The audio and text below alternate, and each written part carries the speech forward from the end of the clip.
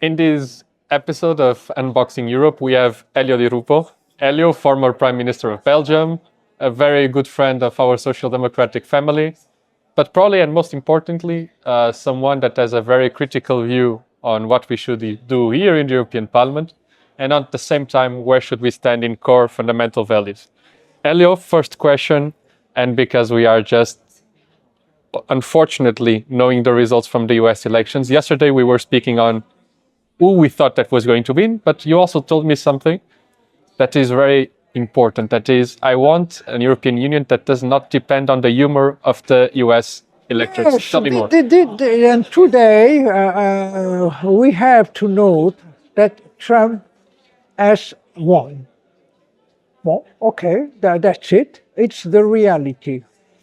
But that means for us that to become a strategic region in the world, we have to be able to have one industrial strategy. We have to be able to have a security and defense for our populations. And I remember when I was a Prime Minister in the European Council, I've asked many times to have a European industrial policy. And it was impossible because at that time only the ultra-capitalism system was a good thing, with also the idea. But is that only an ideological battle in the Council or also a geographical battle? No, it's ideological, because when you read the report of Enrico Letta, of Mario Draghi, you have to read between the sentences, and indeed it's a big critical against what we have done, what they have done during 30 years in the European Commission. In terms of competitivity, in terms of fair level of... Not only competitivity. And also state aid. It's competitivity, but it's also new technologies. Why don't we have something like Facebook? Like big social media here in Europe. Why don't we have a big social media? Why don't we have one of the big 10 companies in the world? But at that time, I was very, how to say, put on the corner, and because you were a minority or minority socialist, or I was with François Hollande and a few other socialists.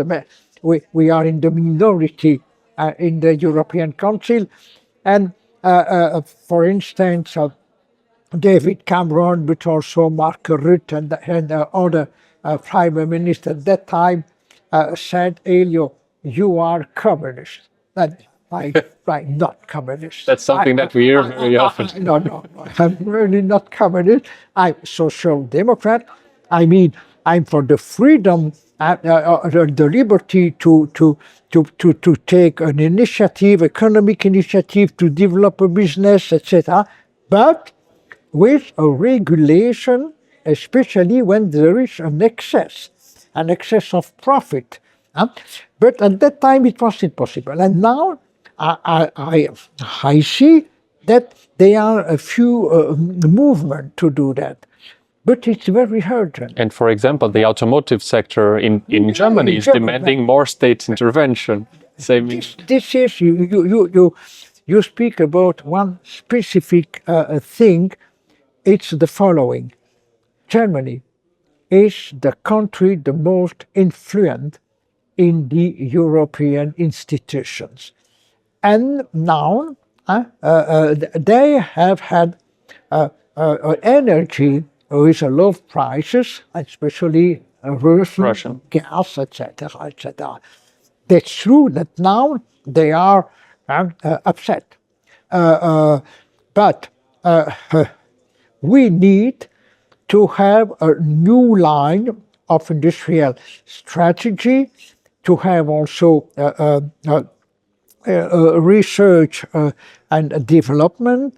We have also to have a policy for the raw materials, etc., etc. But where is the problem, Bruno?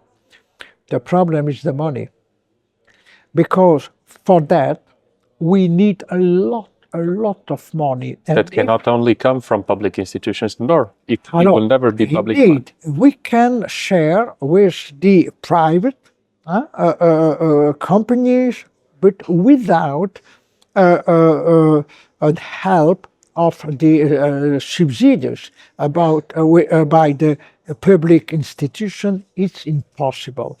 And when you read the Enrico Letta report or a Mario Draghi report, we need around $800 billion or billion euro.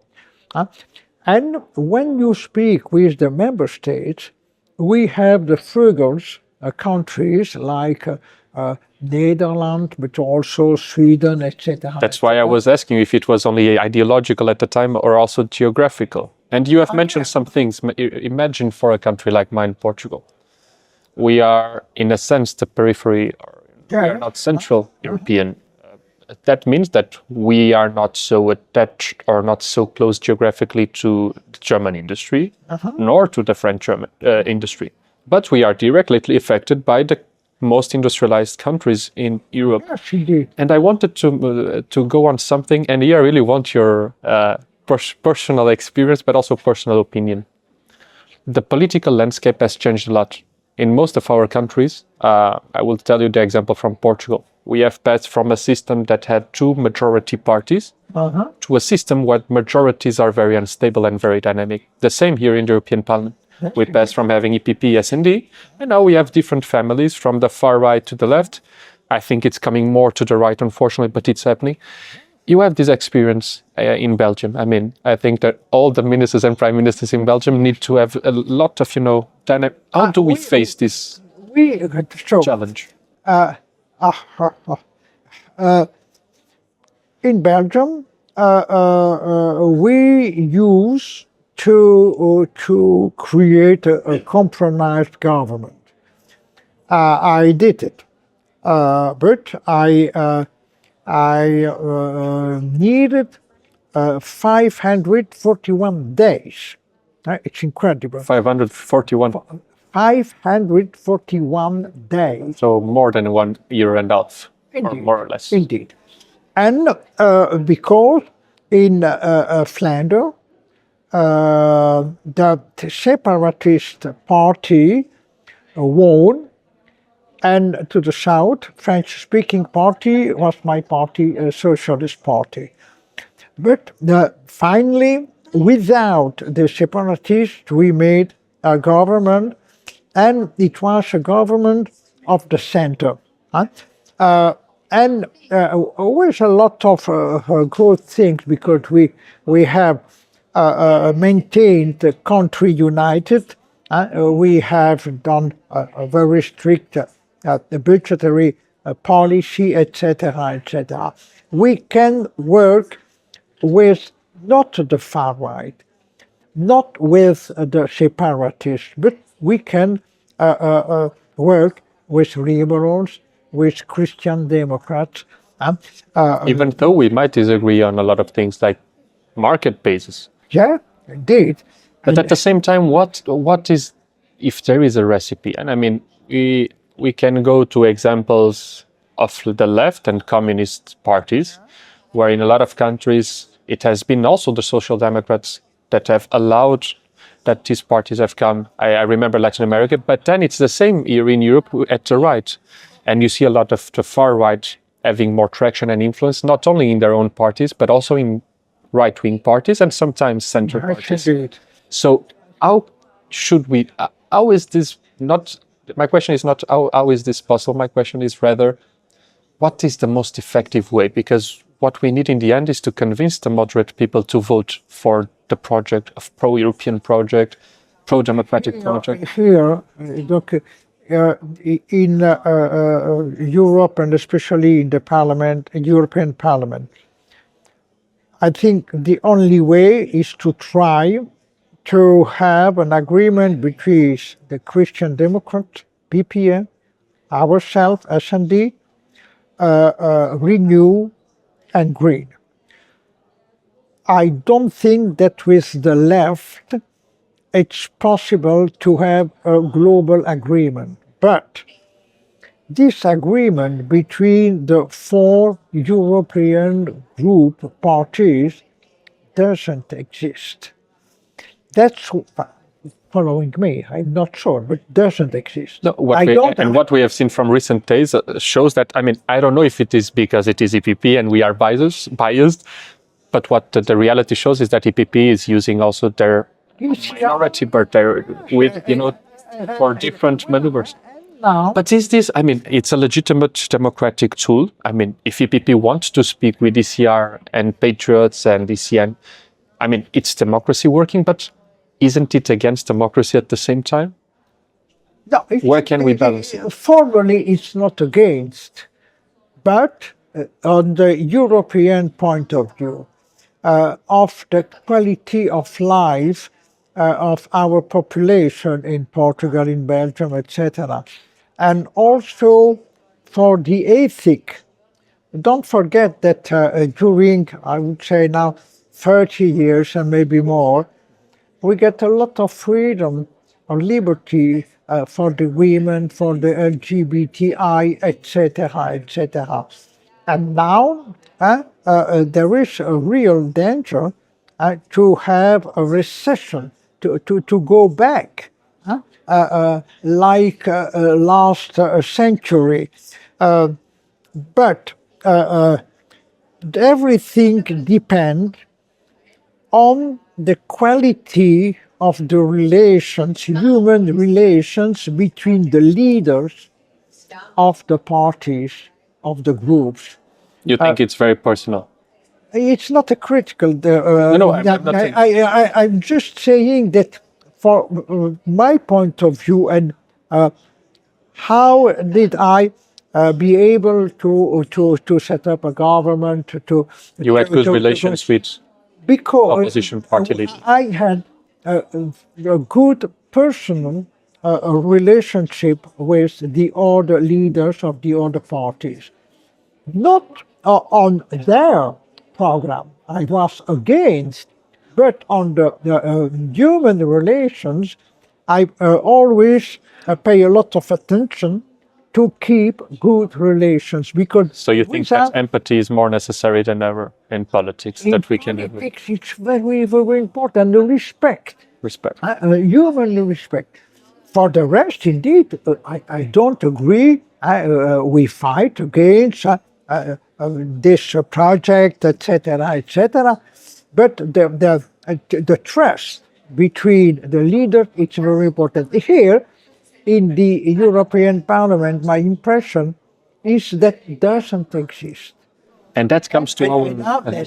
And to be honest, I'm a little bit afraid, because that means that a group like our groups, S&D, can be overpassed every time, because now EPP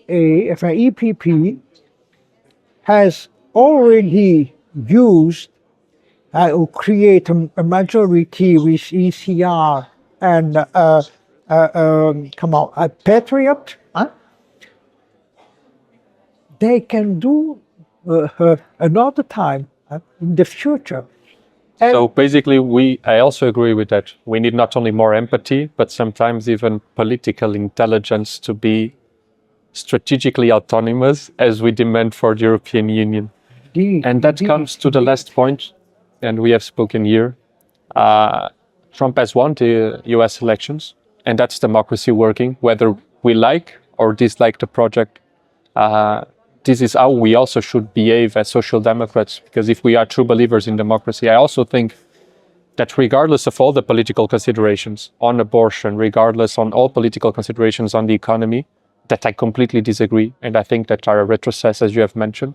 In the end, it was the expression, the ultimate expression of the people that came to the ballot and decided on the future, whether because they disliked the Democrat project or... But there is an essential point here. nothing to do with with the US elections, but it related to the US-EU checks and balances, and going directly on social media. You have experienced politics here in the 89 when you were here in the European Parliament. Back to 2024, politics has changed a lot. Now, these videos that we do are very important to explain people why politics is important, but at the same time, young people like me, the vast majority of my generation does not believe in ideology, does not believe in political parties, and is tendentially growing to believe that the system does not work to protect them, to favor them, or to work for them. It's not only an impression, it's the reality. What can politics do for the majority of these people? Because the republic should function for the majority, never for the minorities only. Well, and going on social media. The world is changed. There are two aspects. First, I will answer about the relation between US and Europe. After that, the change in the behaviors and also how to feel the situation, especially for young people. With US, United States, I'm a friend of Americans, but I don't want to be the little dog of US. Do you understand? Very good. I don't accept that we are not able to have our own defense in the NATO to have not only the human rights, etc., but also the power, like the US in the world, not to go to create war somewhere else, just to protect our people. And I think that, especially with the Ukraine's war, a lot of Europeans are afraid about the situation. So I pledged to have a strong policy for security and defense in Europe. Secondly, the evolution of the situation. I see that there is a regression. For young people, I have the impression that they don't believe that tomorrow can be better than yesterday. And this is a very bad situation. It's not true. But because the future is our work, and I didn't agree with a lot of ecologists. But it might be a problem that politicians are not selling a hope as they were selling in the past, rather technical. Yes, but okay, that's solution. I agree, but we have to change our discourse, our declaration, and also our behavior, especially the social democrats. Indeed, the things are difficult, but we are in the world with a lot of possibilities. And maybe, one thing, the most important in the schools, education, especially for poor people, to elevate the capacity of understanding, to have the capacity to see what is right, what is wrong, what is a fake news, what is a real news, etc. We have to explain and to give to the young people the hope, because the end of the world, it's not for tomorrow. And with that, I will... It's not for tomorrow. You have a lot... it depends on our work. I also believe in that, and I also believe that the future depends on the work that we do here in the present. Elio, thank you very much. Thank you, Bruno. And this was... I would like to tell you one more thing. You know, I'm a friend with Antonio Costa, and he was for Portugal a great prime minister. And I hope that he will be, I'm quite sure, a great president of the European Council. And maybe with him and other social democrats, we can create another atmosphere, another climate, especially for young people. Awesome. I wish you the best. Thank you very much. And this was Unboxing Europe with Elio Di Rupo.